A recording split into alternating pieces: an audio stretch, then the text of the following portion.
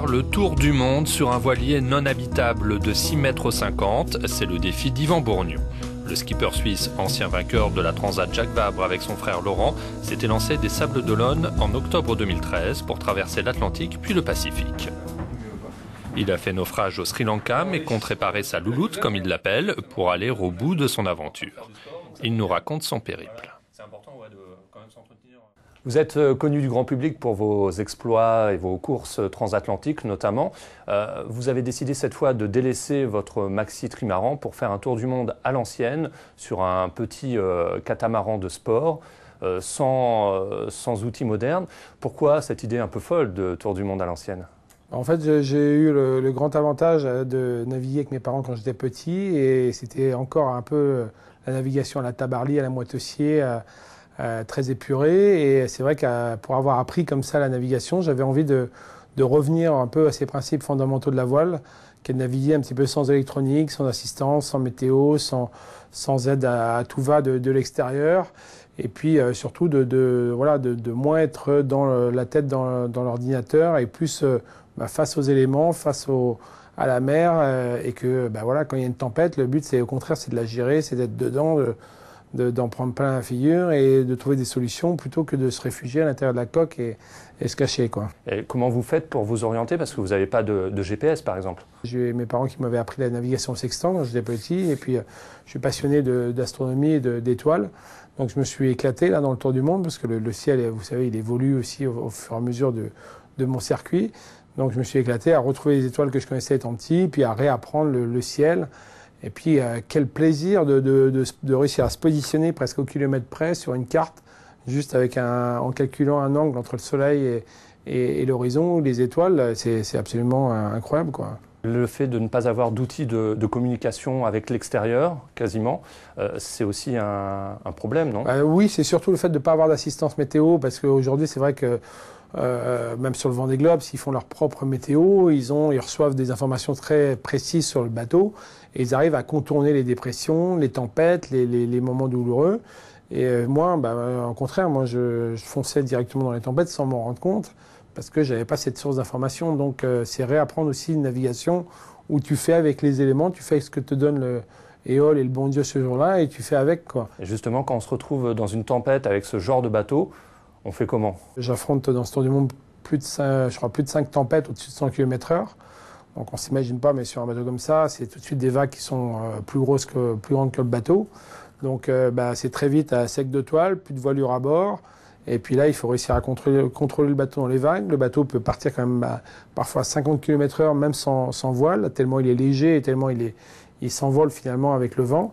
Parfois même, je suis obligé de le freiner avec une ancre flottante. Donc c'est un espèce de pilotage que j'ai appris au fur et à mesure. J'ai quand même chaviré 2 fois, mais il a fallu aussi que j'apprenne aussi à redresser le bateau tout seul, ce qui n'était pas une simple affaire parce que le bateau fait quand même 600 kg et pour un petit bonhomme comme moi, bon, costaud quand même, mais de le redresser, c'est toute une procédure qui prend 2 à 3 heures. Et la deuxième fois, quand je chavire de nuit, tu te retrouves sous l'eau et que le mât qui se balade dans tous les sens, il faut que tu affales les voiles, il faut que tu crapahutes en haut de la coque pour lâcher la rotation du mât, la bascule du mât, et donc c'est assez risqué, assez dangereux. Vous êtes échoué au Sri Lanka le 1er août dernier. Je me suis endormi 5 minutes 5 minutes. Je me suis échoué, mais putain, mon bateau est mort. Oh là là là là, mais j'ai traversé tous les océans et là je suis là comme un con sur un caillou. Ça faisait 4 jours que j'avais pas dormi, je me suis endormi 5 minutes. Je me suis donné comme jamais. Putain, pourquoi cette erreur? Racontez-nous ce qui s'est passé. En fait, c'est l'issue un peu d'une traversée qui a été la plus difficile pour moi, la traversée de l'océan Indien, de mon dernier océan. J'enchaîne d'abord des conditions musclées, 2 moussons successives. Donc les moussons, c'est des vents de plus de 100 km/h avec des pluies diluviennes pendant plus de 12 heures. J'en enchaîne 2 comme ça en 3 jours. Déjà, je ressors de ça un peu fracassé. Là, il y a des vents contraires, le bateau tape énormément. Ça dure 8 jours. Aucun répit, et puis finalement les 4 derniers jours sont très très sport, impossibilité carrément de dormir, je dors pas pendant 4 jours non-stop, Et j'arrive au bord de la côte, presque avec le soulagement. Et là, je me dis, c'est la fin. Je vais enfin pouvoir souffler. Sauf que je faisais là des hallucinations. Je voyais mon équipier, je voyais des cargos partout. J'avais plus du tout la notion du temps, des distances, des machins. C'était du grand n'importe quoi. Et juste avant d'arriver, le vent s'est calmé par miracle. Je me suis dit, là, c'est l'opportunité. Je vais aller me dormir, je vais aller récupérer. Et puis, je pourrais rentrer dans le port dans de bonnes conditions. Et quand j'ai dormi, le pilote automatique s'est déréglé. Et là, je me suis réveillé dans la vague de surf. C'était trop tard. Déjà, le bateau était déjà entraîné dans les rouleaux et un spot avec des vagues de 4-5 mètres de haut. Donc, c'était relativement violent, quoi. Comment vous avez fait pour vous en sortir? Alors, j'ai eu beaucoup de chance. C'est que quand j'ai été éjecté du bateau, aspiré au fond, remonté sous le trampoline, donc j'ai vraiment fait me noyer dans une première phase.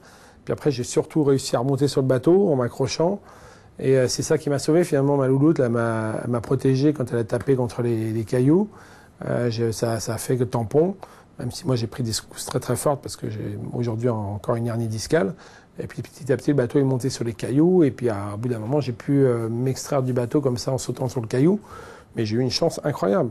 Je ne serais pas remonté sur le bateau et je m'explosais la tête sur les cailloux directement. Ça aurait été fatal, quoi. Aujourd'hui, du coup, votre tour du monde est interrompu. Vous cherchez à réparer votre bateau. Oui, on a récupéré les morceaux. Les ailes, là, on voit sur lesquelles je m'allonge, elles sont intactes. On les a récupérées. Il y a plein de morceaux comme ça qui existent encore. Donc, on va pouvoir donner une deuxième vie à ce bateau et puis espérer reprendre le départ à la fin de l'année. Alors, si vous repartez à la fin de l'année, vous devrez traverser notamment le golfe d'Aden, qui est le repère des pirates somaliens et où plus aucun marin ne s'aventure. N'est-ce pas un peu de l'inconscience ? Oui et non. Je crois que les pirates se sont un peu découragés, justement, parce qu'il n'y a plus de trafic maritime depuis 6-7 ans maintenant. Et du coup, ils n'ont plus grand-chose à gratter, puisque tout le monde a déserté. Et donc, du coup, je pense qu'il y a beaucoup moins d'attaques. Et voilà. Mais puis, moi, ils n'ont pas grand-chose à prendre sur mon bateau. Il n'y a pas d'électronique, il n'y a pas d'alcool, il n'y a rien du tout à exploiter. Vous avez déjà effectué 4/5 du trajet. Votre pire souvenir, j'imagine, c'est votre naufrage au Sri Lanka. Et le meilleur ou les meilleurs souvenirs, c'est quoi? Les meilleurs souvenirs, c'est souvent des souvenirs où il n'y a pas, justement, il n'y a rien à raconter. Mais quand je traverse le Pacifique, je pars des Galapagos déjà. Le premier jour, là, je me réveille en tête-à-tête avec un notari qui était monté sur le bateau que je n'avais pas vu. Donc voilà, c'était plutôt anecdotique. Et puis après, j'ai enchaîné une traversée du Pacifique fantastique, sans souci, avec un vent modéré, où je me suis éclaté. Il n'y a jamais eu une notion de stress, il n'y a jamais eu de grosses casses et tout. J'ai traversé l'océan en 20 jours en prenant un pied terrible. Et voilà, c'est aussi pour ça que je suis venu faire ce tour du monde. C'est certes 10% de grosses difficultés, mais il y a vraiment 90% de bonheur, quoi. Yvan Bourgnon, merci beaucoup. Au plaisir. Ouais, merci les gars. Merci à toi. C'était impeccable. Ouais.